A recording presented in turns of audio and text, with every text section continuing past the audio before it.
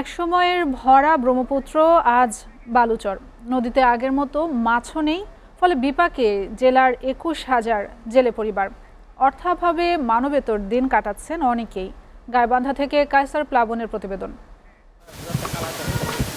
গাইবান্ধা জেলা থেকে প্রায় কয়েক কিলোমিটারের পথ বালাসী ঘাট। একসময় এই ঘাটে শত শত জেলেরা দিনরাত ঝাঁকে ঝাঁকে মাছ ধরত, কিন্তু বর্তমানে সেই দৃশ্য আর চোখে পড়ে না। জেলেদের জীবন চলছে খুঁড়িয়ে খুঁড়িয়ে। নদীতে মাছ ধরতে যাই, তেলের দাম বেশি, এখন মাছ যে তেল নিয়ে যাই তেলের টাকা অনেক সময় হয় না। নদীতে পানি নেই, মাছ ধরতে পারি না, মাছ হল কম, সংসার চলে না, অভাব সংসার, ছেলে মেয়ে লেখাপড়া করাতে পারি না। একটা নৌকা ছাড়লে ১৫০০-২০০০ টাকা খরচ হয়, চাল তেল নিয়ে গেলে। হয়তো ওই সময় ওই মাছটা বিক্রি হয় না, ১৫০০ টাকার মাছই বিক্রি করতে পারি না আমরা, খুব সমস্যা। বালাসী ঘাট সহ জেলার বিভিন্ন এলাকায় জেলে রয়েছে ৩০,০০০। এমন দুর্দিনে অনেকে পেশা পরিবর্তন করেছে।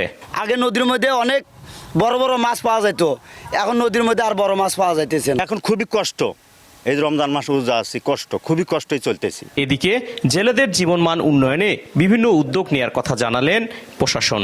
আমরা সরকার থেকে যেটা করি, জেলেদের ইলিশ আহরণকালীন সময় যখন ইলিশ ধরা নিষিদ্ধ থাকে, মা ইলিশ সংরক্ষণ অভিযান করি আমরা, এটা মূলত অক্টোবরের দিকে, তখন তাদেরকে আমরা মানবিক সহায়তা প্রদান করে থাকি।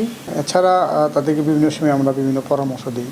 অসহায় জেলেদের জীবিকা নির্বাহের ব্যবস্থা হবে এমনটি প্রত্যাশা সবার। কায়সার প্লাবন, SA TV, গাইবান্ধা।